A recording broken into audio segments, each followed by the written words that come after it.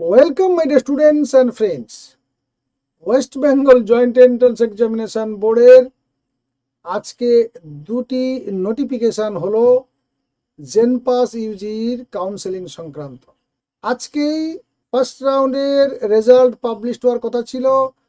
Result পাবলিশের পরিবর্তে notice publish হয়ে গেল। দুটো দেখো, schedule of JENPAS UG 2024 counselling as on 10/9/2024, আর তার আগে দেখো একটা নোটিশ দিয়েছে regarding JENPAS UG counselling as on 10/9/24। এইটা ছিল পুরনো কাউন্সেলিং যে হবে তার যে শিডিউল, সেখানে ছিল আজকেই দেখো 10/9/2024। এইখানে ছিল first round of seat allotment result, আজকেই হওয়ার কথা ছিল।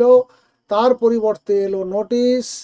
নোটিশে লেখা থাকলো কি, those who want to apply for BSc Nursing and Paramedical courses can register afresh, নতুন করে আবার রেজিস্ট্রেশন করতে পারে। অ্যান্ড অলরেডি রেজিস্টার্ড ক্যান্ডিডেট, যারা অলরেডি ক্যান্ডিডেট, যে সমস্ত ক্যান্ডিডেট রেজিস্টার্ড বা রেজিস্ট্রেশন করে ফেলেছে, can unlock there choice filling, তারা আবার চয়েস ফিলিংটাকে আনলক করতে পারে।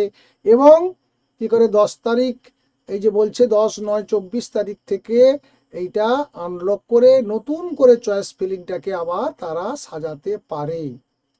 আর ঠিক ফ্রেশ যে নোটিশটা সেইটা দেখে নাও, সেটা হচ্ছে এইটা দেখো, আজকেই দিয়েছে। দেখো, এটা 12/9/2024 পর্যন্ত এক্সটেন্ড করিয়েছে। Registration payment of registration fees and choice filling, এটা 12 তারিখ পর্যন্ত এক্সটেনশন করানো হয়েছে।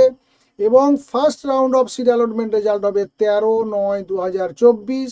স্বাভাবিক কারণে সমস্ত প্রক্রিয়াটি দেখো পিছিয়ে গেছে এবং সব শেষ যে ডেট দেখো 4/10, অর্থাৎ অক্টোবরের 4 তারিখ, একেবারে পুজোর একেবারে আগের পৌঁছে গেছে। অর্থাৎ পরপর ডেটটাকে পিছিয়ে নিয়ে যাচ্ছে। তোমাদেরও টেনশান পরপর বাড়ছে, মনের মধ্যে নিশ্চয়ই অসন্তোষ দানা বাঁধছে, সেটা পরিষ্কার বোঝা যাচ্ছে। কারণ আমাদেরও বিরক্ত এসে গেছে যে এই বোর্ড, জয়েন্ট এন্ট্রান্স বোর্ড বা এবছর নিটের যে এক্সাম হয়েছে, সব জায়গাতে এই যে কর্মকর্তাদের চিন্তাভাবনাগুলো কি চলছে সেগুলো বোঝারও উপায় নেই।